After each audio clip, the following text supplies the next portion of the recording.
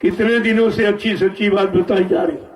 10 जुलाई 1952 से और 2012 तक, यानी 60 साल पूरे हिंदुस्तान में घूम घूम कर कोई गांव और कोई शहर कस्बा गली गांव कुचा कोई जाति पाति छोड़ी नहीं, जिनको समय के सच्चाई का ज्ञान न कराया गया हो, आगे आने वाली भयानक भीषण बीमारियों का परिचय न दिया गया हो, लेकिन वो सब अपनी नजरिए से देखते, अपने जैसा 2 आंख कान नाक मुंह वाला समझते, और सब बेचारे गफलत में रह गए और बीमारी आके सर पे टपक पड़ी, सर पे खड़ी हो गई।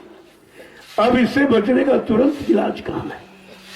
अरे भाई, जब बीमारी आप में बाद में आती, दवा तुम्हारी पहले बनी रखी। ये कैसे दवा इन्होंने बना ली? अगर तुम किसी के घर जाओ और खबर न दो कि हम 10 आदमी आ रहे हैं, तो रसोई में खाना मिलेगा आपको? नहीं मिलेगा, क्योंकि आपने खबर दी और तुमने किसी मेडिकल स्टोर वाले को नहीं बताया कि हमारी दवा बना लेना, और तुम जाते हो फट से पैसा मांगते, ये दवा दीजिए। अगर वो कह दे क्या तुमने हमारे पास खबर भेजी थी, तुम्हारे नाम की दवा या नहीं है, लेकिन उन्होंने इतना खान पान तुम्हारा खराब कर दिया। वो जानते हैं इस खान पान करने से ये बीमारी आएगी, ये कर्म करने से ये बीमारी आएगी, उनको ये सब पहले मालूम, इसलिए तुम्हारी दवा पहले बना के रखती। अब उनका व्यापार चल गया, तुमको खराब खिलाने में, गंदा भोजन कराने में, गंदे कर्म सिखाने में उनका व्यापार चल गया कि जब तुम ये गंदा खान पान करोगे, गंदे कर्म करोगे, तो निश्चित कुदरत नाराज होगी, तो बीमारी देगी। उस बीमारी के लिए तुम हमारे पास आओगे, हमारा व्यापार चलेगा। उनका व्यापार चल रहा, तुम्हारा सुधार हो रहा, तुम्हारा उनके व्यापार से सुधार हो रहा। कोई बीमारी जा रही है, उधर बाबा जी ने क्या कहा, नई नई बीमारियां होंगी, एक की दवा 100 में न मिलेगी। कितने पहले इशारा किया कि भारत देश ही नहीं सारे विश्व में नई नई बीमारियां पैदा हो जाएंगी अगर तुमने अपना मानवीय खान पान ना अपनाया, मानवीय भोजन आपने ना किया, और पशुओं वाला और पक्षियों वाला और जो मांसाहारी जीव उनका भोजन अगर तुम करने लगे, तो तुम्हारे अंदर बीमारी पैदा हो जाए। क्योंकि ये मनुष्य मशीन ये परमात्मा की बनाई, परमात्मा जिसने मशीनें बनाई, चाहे पशुओं की हो, चाहे पक्षियों की हो, जंगली जानवरों की, कीड़े मकोड़ों की, या आदमी इंसान की, सबका भोजन अलग बनाया। पशुओं का भोजन अलग, पक्षियों का भोजन अलग, जंगली जानवरों का भोजन अलग, कीड़े मकोड़ों का भोजन अलग, और आदमी इंसान का भोजन सबसे अलग बनाया। क्योंकि भगवान को इंसान बहुत प्यारा है। भगवान राम ने इशारा करके कहा भी, सब मेरे सम्मम उपजाए, तिनमें अधिक मनुज मोहि भाई। का ये सारी सृष्टि मेरी ही बनाई, जितने जीव आप 2 आंखों से देख रहे हैं, का ये सब मेरे बनाए हैं। कोई इंसान विज्ञान ने कोई जीव नहीं बनाया, और मैंने जब जीव बनाए तो उनका भोजन बनाया। कि मशीन किस ऊर्जा, किस शक्ति, ताकत, तेल से चलेगी, उसका अलग बनाया। अब जैसे पेट्रोल की मशीन है, तुम डीजल डाल के चलाओ तो खराब हो जाए, नहीं चलेगी। तुमको नहीं ये भी तो तेल है।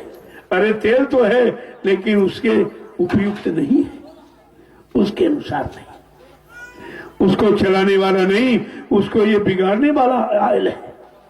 लेकिन इंसान ने कभी नहीं समझा कि हमारी मशीन परमात्मा की बनाई है, और हम ये जो पशुओं वाले की यानी जो बनाई, उनका भोजन हम करने लगे। तो मांस कौन खाता है? मुर्दा मांस कौन खाता? कौआ कुत्ता गीद। जब कौआ कुत्ता गीद का भोजन है और आप करने लगोगे, तो फिर वही विचार तुम्हारे में, वही विचार गंदगी खाने वाले तुम्हारे में पैदा हो जाए, गंदे कर्म करने वाले तुम्हारे में पैदा हो जाएंगे। कोई रिश्ता और कोई बात यानी समझ में नहीं आएगी। पशुओं में कोई समझ नहीं आता कि कौन रिश्ता है, कौन क्या है, कौन माँ बहन बेटी, कुछ नहीं, कोई जानकारी नहीं होती।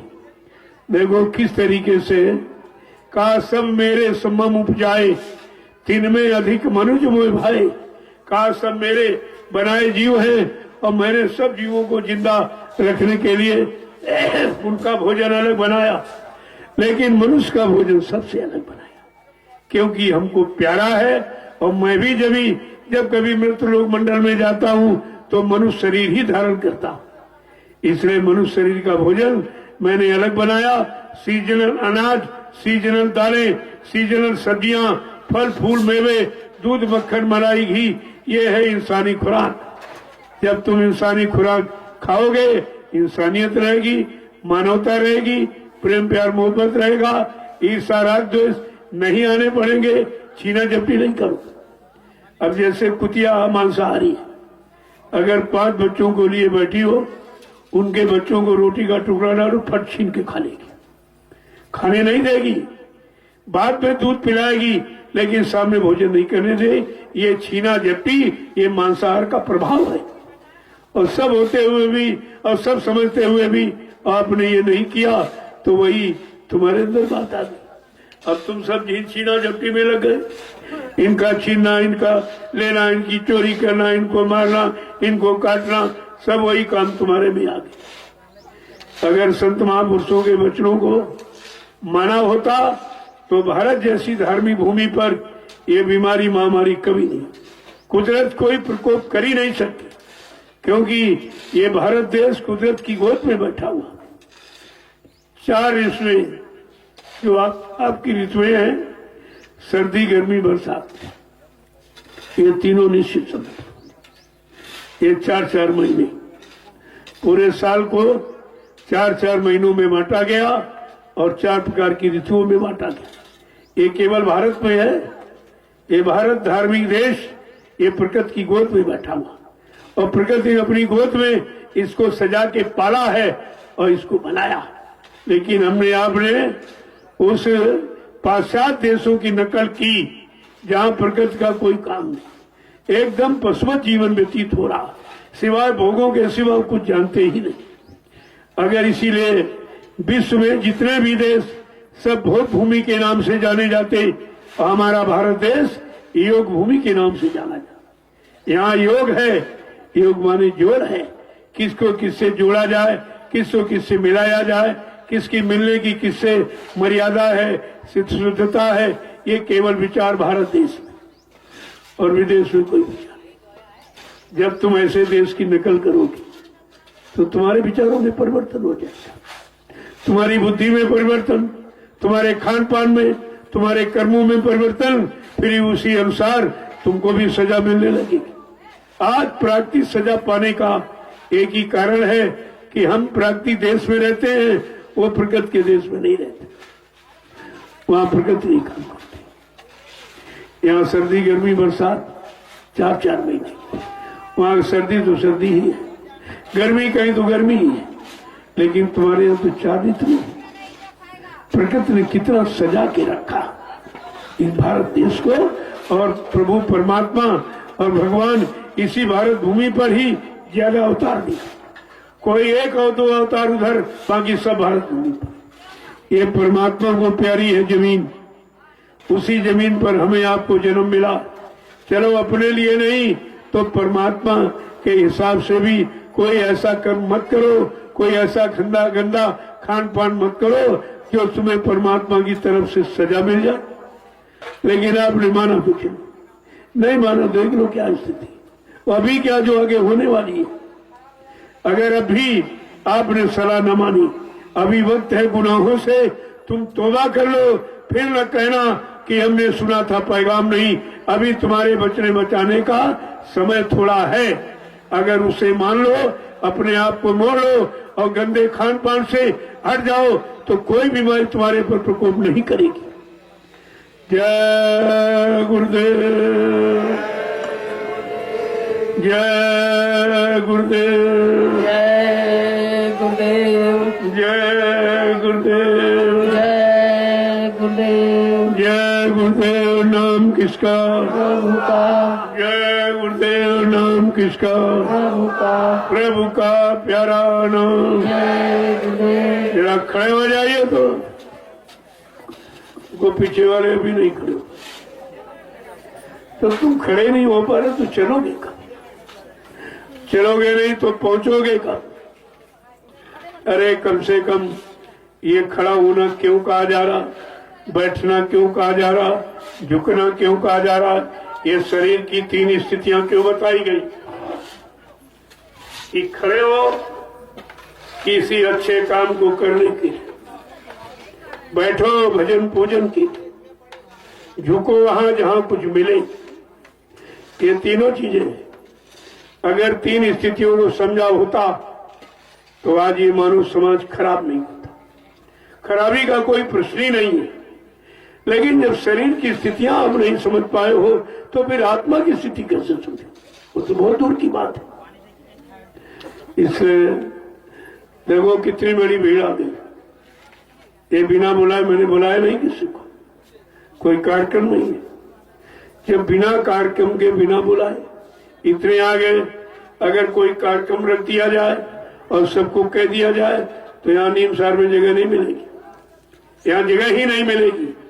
इतना जनमत इकट्ठा हो जाए, क्योंकि चारों तरफ तबाही मची हुई है, चारों तरफ बीमारी की मार, बीमारी से घबराहट, बीमारी से भयभीत लोग इतना ज्यादा हो गए हैं कि एक दूसरे से मिलना पसंद नहीं करते, एक दूसरे के पास बैठना पसंद नहीं करते। अरे पति पत्नी के पास नहीं बैठते, पति पत्नी के पास नहीं बैठता, कभी इसके कोरोना हो गया।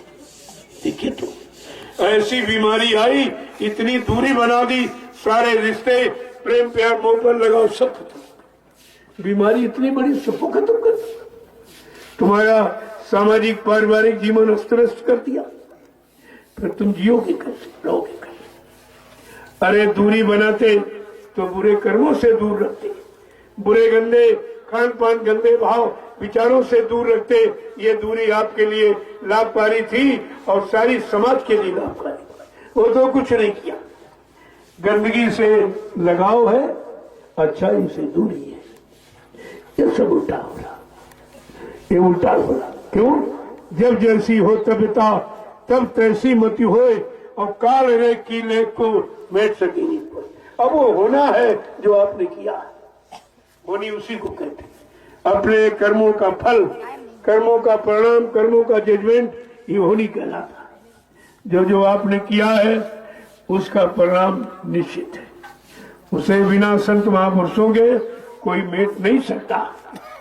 जिनको आप अवतारी शक्ति कहते हो उनके बारे में तो लिखा, होनी होनहार बलवान, इसे कोई मत मानो झूठी, गई मंथरा पास के कई, पिला दही बूटी, और राम लखन बनवास सिधारे, दे राजा दशरथ की छूटी, इसे कोई मत मानो झूठी।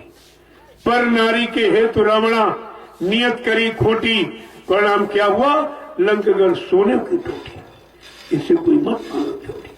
कहा इसे कोई टाल नहीं सकता है। दूसरा शब्द प्रयोग किया, कर्म गति, कर्मों की गति को कोई मिटा नहीं सकता। कर्म गति टारे नाई टरी, गुरु वशिष्ठ से पंडित ज्ञानी, जिन शोध के लगन धरी, और सीता हरण और मरण दशरथ को, और बनहुम विपद पड़ी, कर्म गति टारे नाई टरी। जिनको आपने भगवान माना वो भी कर्मों की गति से अलग नहीं हो पाए। कर्मों की गति से कौन हटाएगा, कौन अलग करेगा, कौन माफी दिलाएगा?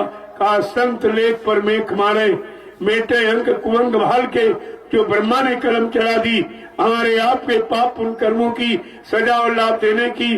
कहा वो संत महापुरुष सेवा में लगाकर और उनके कर्मों के को सफाई करा देते, वो कर्मों की गति को टाल सकते, बाकी अधिकार किसी को नहीं। और समय मिला लेकिन हमने उसे लाभ नहीं मिला, हम लाभ नहीं मिला, समय तो मिला लेकिन लाभ नहीं मिला, क्योंकि हम उनसे जुड़ नहीं पाए, उनके वचनों से अपने आप को जोड़ नहीं पाए, अपने आप को मिला नहीं पाए, गंदगी से हटा नहीं पाए।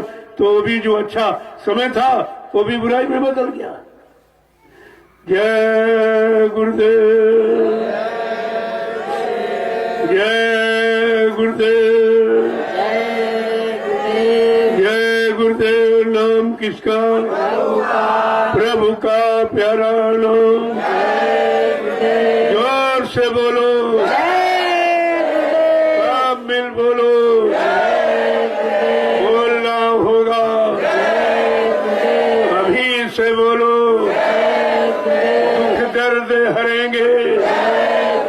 सब कष्ट मिटेंगे, शांति भी देंगे। सबके दाता, सबके मालिक, प्रेम से बोले, ये नाम नहीं इंसान का, ये काम नहीं इंसान का। तब्दीली, बदलाव, परिवर्तन, ये इंसान के बस की बात खत्म हो गई। क्योंकि 70 साल की आजादी का परिणाम आपके सामने है, कुछ नहीं कर पाए।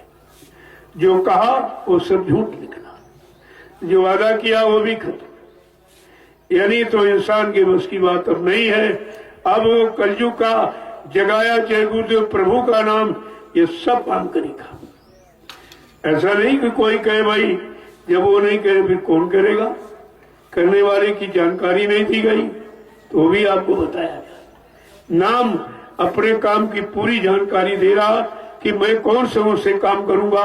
जो अन्य युगों में जो नाम आए, उन नामों ने जो काम नहीं किया वो कलयुग का जगाया, और कलयुग के जीवों के लिए जय गुरुदेव प्रभु नाम ये सब काम करेगा।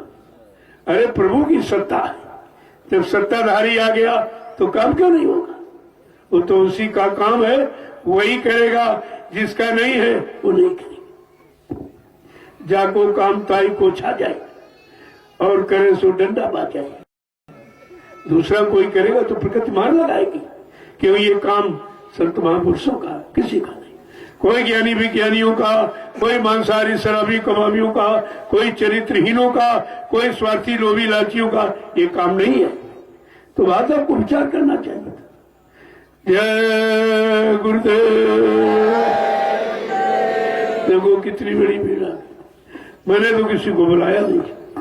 अब कोई दरवाजे आए तो भगाया भी नहीं जा सकता। ये तो मर्यादा खिलाफ है भाई।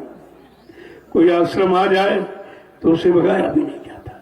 लेकिन हाँ ये है, ये वो भीड़ नहीं है जो बीमारी लेके आती है, बीमारी पैदा करती, परेशानी पैदा करती, सबको तकलीफ होती, शासन को, प्रशासन को, कर्मचारी अधिकारियों को, सबको तकलीफ होती।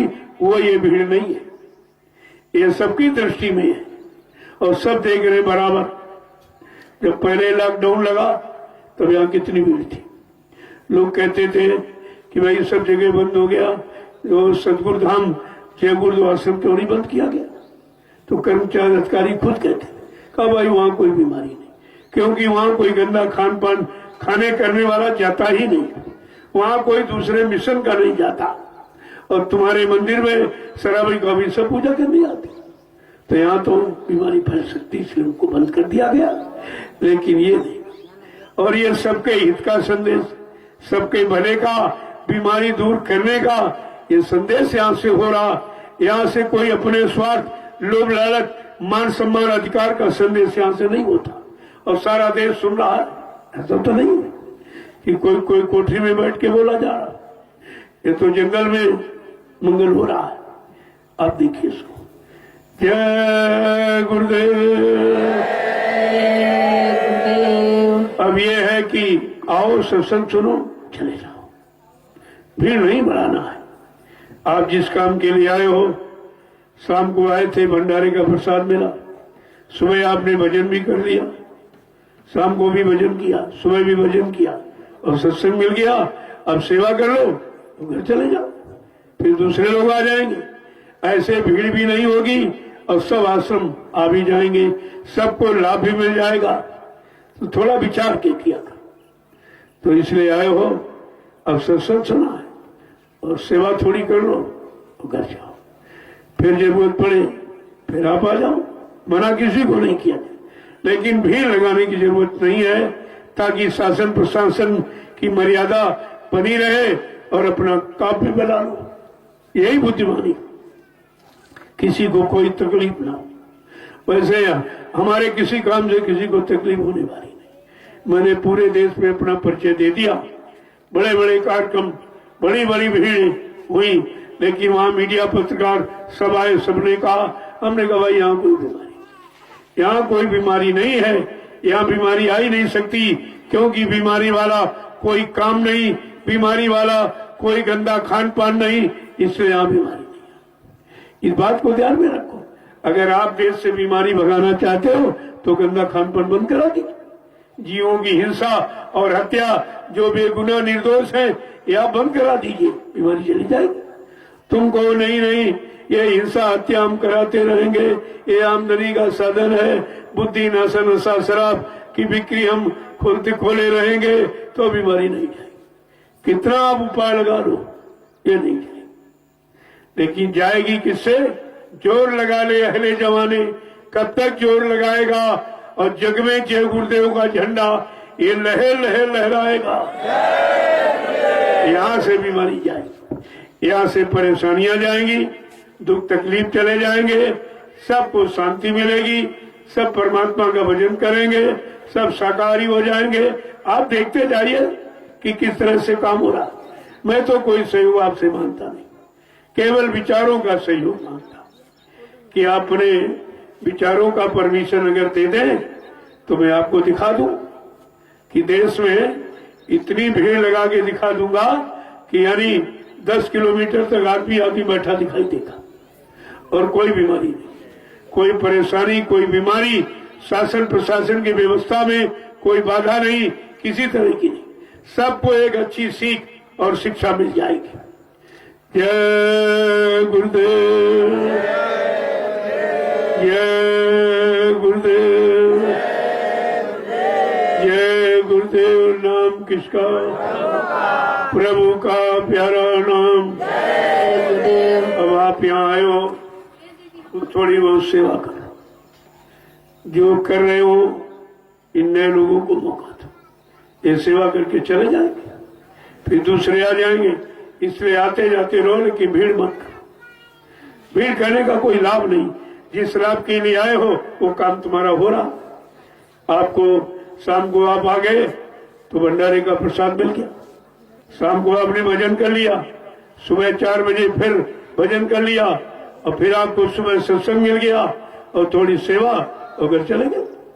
वो जब एक ही दिन में जो काम हो जाए उसको महीने टिक कर करने क्या जरूरत है? आपको लाभ से मतलब, वो लाभ आपका एक ही दिन में मिल जाएगा। इसलिए शासन प्रशासन की भी मर्यादा, उनके नियम का भी पालन करना, ये भी हमारा आपका कर्तव्य है। और अपना आध्यात्मिक काम बना लेना, ये भी अपना कर्तव्य। आपके दोनों काम हो रहे हैं। जय गुरुदेव, जय गुरुदेव, जय गुरुदेव। नाम किसका? प्रभु का प्यारा नाम। तो जैसे धीरे धीरे आए हो वैसे धीरे धीरे निकल जाओ, ताकि दूसरे लोग आ जाए। ऐसे गुरु परिवार के सभी प्रेमी आ जाएंगे, भीड़ भी नहीं होगी, शासन प्रशासन की मर्यादा रह जाएगी और सत्संग की गुरु की मर्यादा भी बनी रहेगी। ये दोनों काम आपको करने, इसलिए आए हो तो सेवा करो, तो धीरे धीरे निकलो। फिर आएंगे लोग, फिर चले जाएंगे, आते जाते रहोगे, कोई परेशानी नहीं। अब इतनी बड़ा जमघट यहाँ इकट्ठा हो जाते, इतनी जगह भी अभी नहीं आए, इतने भंडारे भी अभी नहीं, तो आपको रोटी कैसे मिल पाएगी? क्योंकि कोई अगर कार्यक्रम होता तो मैं परमिशन नहीं करता, मैं तो बगैर परमिशन का भी नहीं करता। हिंदुस्तान में मैं ही ऐसा व्यक्ति हूँ जो बिना शासन प्रशासन के परमिशन के मैं कोई कार्यक्रम करता ही नहीं। यह है मर्यादा शासन प्रशासन की, आचार संहिता की, पूरी मर्यादा का ध्यान रखते हैं। ऐसा नहीं है, जहां जहां परमिशन मिला कार्यक्रम हुआ।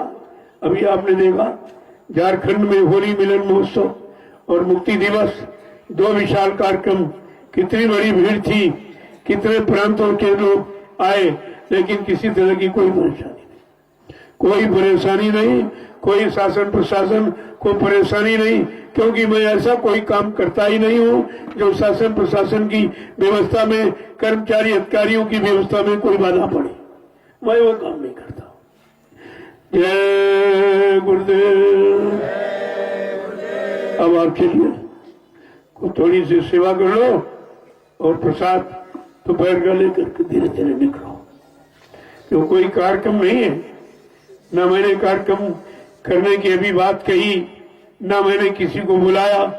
अब जब बिना बुलाए इतने आ गए, बुला दिया जाए तो कितने आ जाएंगे? ये खुद ही आप इस पर विचार कीजिए। कितना बड़ा जनमत इकट्ठा हुआ, चारों तरफ से तबाही तबाही, चारों तरफ से बीमारी बीमारी, चारों तरफ से यानी मौत ही मौत नजर आ रही है। लेकिन ये 88,000 ऋषियों की तपोभूमि कुछ और ही दिखा रही है। इसका काम कुछ और है, वो आपके सामने हो रहा है। मैं कोई छिपा के तो कहता नहीं हूं।